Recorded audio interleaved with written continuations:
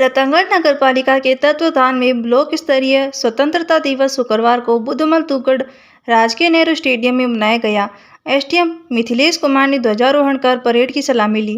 कार्यक्रम में विधायक पुष्पाराम गोदारा, पालिकाध्यक्ष अर्चना सारस्वत, पूर्व विधायक अभिनेश महर्षि, डीवाईएसपी अनिल पुरोहित, सीआई दिलीप सिंह, वीडियो जगदीश प्रसाद व्यास, सीबीओ संदीप कुमार व्यास, पालिका एएन विकास मीणा मंचस्थ अतिथि थे। इस दौरान विभिन्न स्कूलों के विद्यार्थियों ने पीटी परेड का सामूहिक प्रदर्शन किया तथा देशभक्ति से ओतप्रोत सांस्कृतिक कार्यक्रमों की प्रस्तुति दी। इस दौरान विभिन्न क्षेत्रों में उत्कृष्ट कार्य करने वाले 55 लोगों को सम्मानित भी किया गया। राष्ट्रीय गान के साथ संपन्न हुए कार्यक्रम का संचालन अशोक वर्मा व रवि शर्मा ने संयुक्त रूप से किया। कार्यक्रम में विभिन्न विभागों के ब्लॉक स्तरीय अधिकारी व कर्मचारी, जनप्रतिनिधि सहित विद्यार्थी व आमजन उपस्थित थे। संवाददाता अरविंद महर्षि की रिपोर्ट। बोलिए रतनगढ़ की पावन धरती पर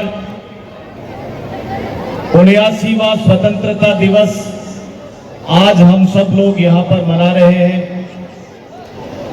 इस समारोह के मुख्य अतिथि रतनगढ़ उपखंड के अधिकारी आदरणीय मिथिलेश कुमार जी, प्रथम सब लोगों को रतनगढ़, जिला चूरू, राजस्थान और देशवासियों को स्वतंत्रता दिवस पर मैं बहुत बहुत बधाई देता हूं। मेरी तरफ से बहुत बहुत शुभकामनाएं देता हूं। तो ये अभी बालक जो प्रस्तुतियां दे रहे थे उसमें तिरंगे के बारे में, तिरंगे की आन बान शान के लिए जो प्रस्तुति दी थी उससे हमें बहुत कुछ सीखने को मिलता है। इस देश को आजाद कराने के लिए जिन नौजवानों ने अपने प्राणों का बलिदान दे दिया था, जिन्होंने इस देश को एक और अखंड रखने के लिए प्राण न्यौछावर करने के बाद स्वतंत्रता प्राप्त की थी और इस भारत को एक और अखंड रखने की कल्पना के साथ में उन लोगों ने काम किया था। देश के संविधान निर्माता भारत रत्न आदरणीय डॉक्टर बाबा साहब भीमराव अंबेडकर जी, जिन्होंने इस देश को संविधान दिया, लेकिन जब मुझे इस संविधान की रजियां उड़ते हुए दिखाई देती थी तो बहुत दुख होता था। भारत जब आजाद हुआ तो आजादी की कीमत कितनी चुकानी पड़ी थी। अनेक लोग, लाखों लोग शहीद हुए थे और बंटवारे के समय में एक ट्रेन तो आपको याद होगी कि लाशों की ट्रेन भर करके आई थी, अमृतसर के रेलवे स्टेशन के ऊपर उतरी थी। बाबा साहब भीमराव अंबेडकर ने इस देश को संविधान दिया था और इस अखंड भारत को संविधान दिया था। लेकिन मुझे याद आता है वो मंजर जब जम्मू कश्मीर के अंदर बाबा साहब के द्वारा लिखे गए संविधान को नहीं माना जाता था। वहां पर एक दूसरा संविधान और एक दूसरा झंडा इस तिरंगे के साथ में लगा दिया जाता था। मुझे बहुत तकलीफ होती थी और तकलीफ तो मित्रों बाबा साहब भीमराव अंबेडकर जी को भी होती होगी। जब उनके द्वारा दिए गए संविधान को नहीं माना जाता था, जब इस तिरंगे को जम्मू कश्मीर में उस लाल चौक के ऊपर पैरों के तले रोक दिया जाता था, उस समय भारत के प्रत्येक व्यक्ति की यात्रा होती थी और भारत के प्रत्येक व्यक्ति का खून खोल उठता था। लेकिन हम कुछ कर नहीं सकते थे क्योंकि धारा 370 और 35A इस देश के अंदर नासूर बने हुए थे। ये देश आजाद तो हुआ लेकिन पूरी तरह से आजादी नहीं मिली थी। आजादी मिली हमें जब धारा 370 और 35A को खत्म करने के बाद जिन लोगों ने अखंड भारत की कल्पना की थी, जिन बाबा साहब भीमराव अंबेडकर जी ने कहा था कि ये मेरे द्वारा लिखा गया संविधान पूरे देश के अंदर लागू होगा और आज भारत देश का प्रत्येक बच्चा गर्व की अनुभूति करता है जब वो हमारे देश में एक संविधान और एक झंडे के नीचे इस देश के अंदर, स्वतंत्र भारत के अंदर सांस ले रहा है।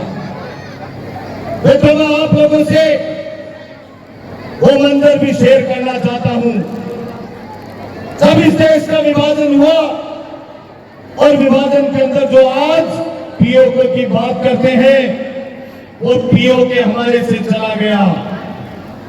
हमारे देश के यशस्वी प्रधानमंत्री जी ने इस देश के झंडे का मान और सम्मान कैसे रखा।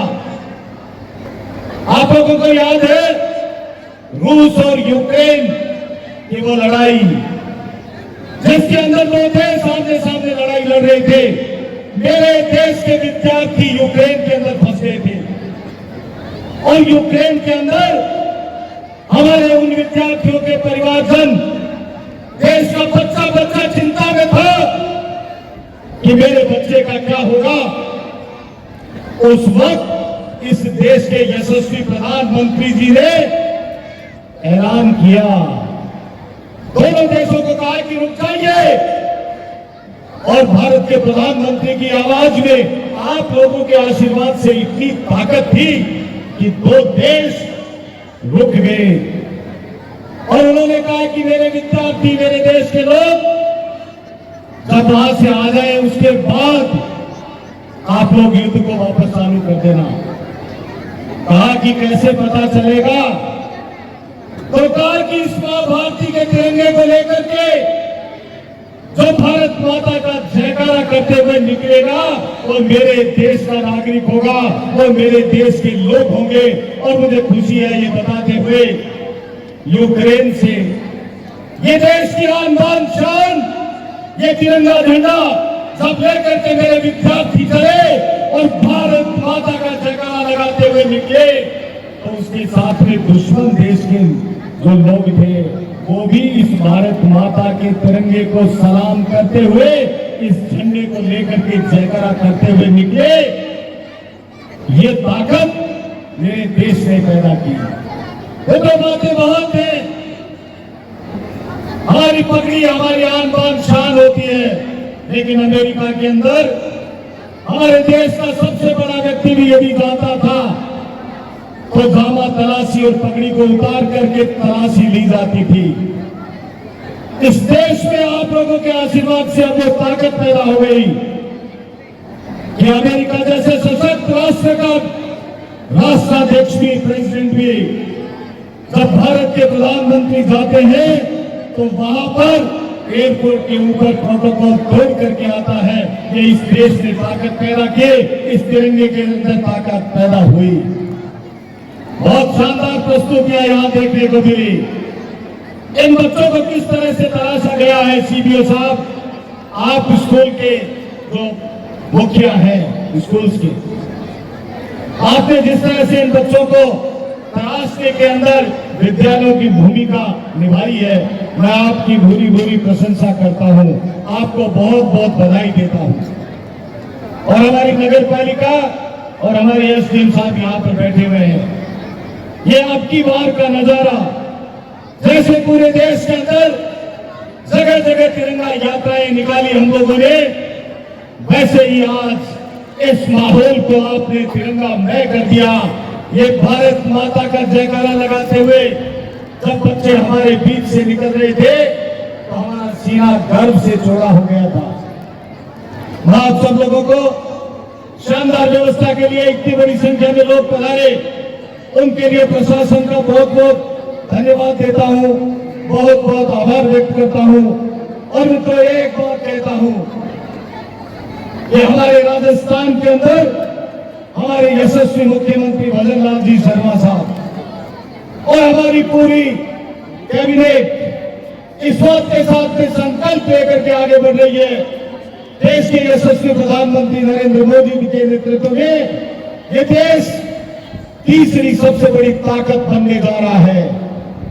एक जमाने के अंदर हम विकासशील देशों की श्रेणी में आते थे, लेकिन आज हमने पिछले लंबे समय के अंदर कोशिश करके इस भारत को आर्थिक रूप से सशक्त बनाते हुए चौथी सबसे बड़ी आर्थिक शक्ति में उभरने का काम किया है। इसके लिए भारत के यशस्वी प्रधानमंत्री नरेंद्र मोदी जी और राजस्थान के यशस्वी मुख्यमंत्री भजन लाल जी शर्मा को हार्दिक बधाई देता हूं, बहुत बहुत बधाई देता हूं। और एक बात और कहता हूं कि हमारे नेता चाहे राजस्थान के मुख्यमंत्री हो और चाहे देश के प्रधानमंत्री हो, ये सीमा के ऊपर हमारे जो लाल शहीद हो जाते थे, धन्यवाद इस मौके के ऊपर हमारे पूर्व प्रधानमंत्री, यशस्वी प्रधानमंत्री अटल बिहारी वाजपेयी जी को भी याद करना चाहूंगा। हमारा सैनिक जब शहीद हो जाता था तो उसका बेल्ट और टोपी आती थी, लेकिन हम लोगों ने से सम्मान सैनिक को ला करके एक बड़ा आर्थिक पैकेज देकर के उनके परिवारजनों को सम्मान देने का काम किया। ये देश की सीमा पर लड़ने वाले, दुश्मन के दांत खट्टे करने वाले उन वीर शहीदों को श्रद्धांजलि है। और आज इस मुबारक मौके के ऊपर, कल पूर्व संध्या के ऊपर, कल दिन में बीएसएफ प्रोजेक्ट के ऊपर राजस्थान के यशस्वी मुख्यमंत्री ने जाकर के उन वीर सपूतों की पीठ थपथपाने का काम किया, उनको ये संदेश दिया कि आपको डरने की जरूरत नहीं है, हम पूरी ताकत के साथ में आपके साथ में खड़े हैं और पूरी ताकत के साथ में इस देश को सशक्त और इस राष्ट्र को आर्थिक रूप से सशक्त बनाते हुए ये मेरे सामने बैठे हुए देश के बच्चे जो हमारे आने वाले देश का भविष्य है, इनके भविष्य को सुरक्षित करने के लिए हम संकल्पित हैं। यही बात कहते हुए फिर एक बार आप सब लोगों को हृदय के अंतःस्थल से बहुत बहुत बधाई देते हुए देता हूं मेरी वाणी को विराम। जय जय श्री राम। हर बार झुकेगा उनकी शहादत में, जो शहीद हो गए मेरे वतन की हिफाजत में, मेरे वतन की हिफाजत में। 22 अप्रैल 2025 की पहलगाम की घटना पूरे भारत देश पर एक घाव कर गई थी और हमारी भारतीय सेना के तीनों अंगों ने मिलकर के उसका बदला पूरी तत्परता के साथ, पूरे जोश के साथ लिया था। एक बार जोरदार जयकारा लगाएंगे, भारत माता की। अब सम्मान के अगले क्रम में बात तो अक्सर करते हैं, परंतु इसके साथ साथ हमें अपने राष्ट्र और समाज के प्रति हमारे नैतिक कर्तव्यों का भी निर्वहन करना है। आज स्वाधीनता दिवस मनाने के लिए तत्पर है। रतनगढ़ के इस नेहरू स्टेडियम में स्वाधीनता दिवस के इस कार्यक्रम में मंच पर आसीन भारत भाग्य विधाता, पंजाब सिंध गुजरात मराठा द्राविड़ उत्कल बंग, विंध्य हिमाचल यमुना गंगा उच्चल जलधि तरंग। तब शुभ नामे जागी, तब शुभ आशीष मांगे, गाए तब जय गाथा, जनगण मंगल दायक। जय हे भारत भाग्य विधाता, जय हे, जय हे, जय जय जय जय हे, जय हिंद। अनुमति से सीबीओ साहब श्री संदीप जी व्यास की अनुमति से आज के कार्यक्रम का समापन मैं अशोक वर्मा अपने साथी रवि प्रकाश शर्मा के साथ जय हिंद, जय भारत, वंदे मातरम। भारत माता की जय, वंदे मातरम, वंदे मातरम, राजा रामचंद्र की जय। ये देश आज़ाद हुआ, उसमें आज़ादी दिलाने वाले जो बहुत जिन वीर जवानों ने और जो नौजवानों ने अपने प्राणों की आहुति दे करके आज हमें स्वतंत्र भारत में सांस लेने का मौका दिया, उन सब को भी आज हम लोगों ने श्रद्धांजलि दी। ये भारत देश के यशस्वी प्रधानमंत्री जी के हाथों में सुरक्षित रहते हुए अखंड भारत की कल्पना जो हम लोगों ने की है, वो अखंड भारत रहते हुए आगे बढ़ने का काम कर रहा है। और वो दिन दूर नहीं जब ये भारत देश आर्थिक रूप से इतना समृद्ध बन जाएगा कि दुनिया की तीसरी सबसे बड़ी आर्थिक शक्ति बनेगा।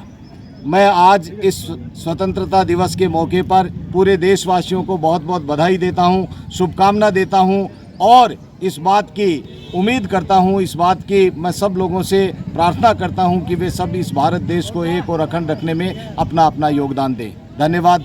जय हिंद, जय भारत।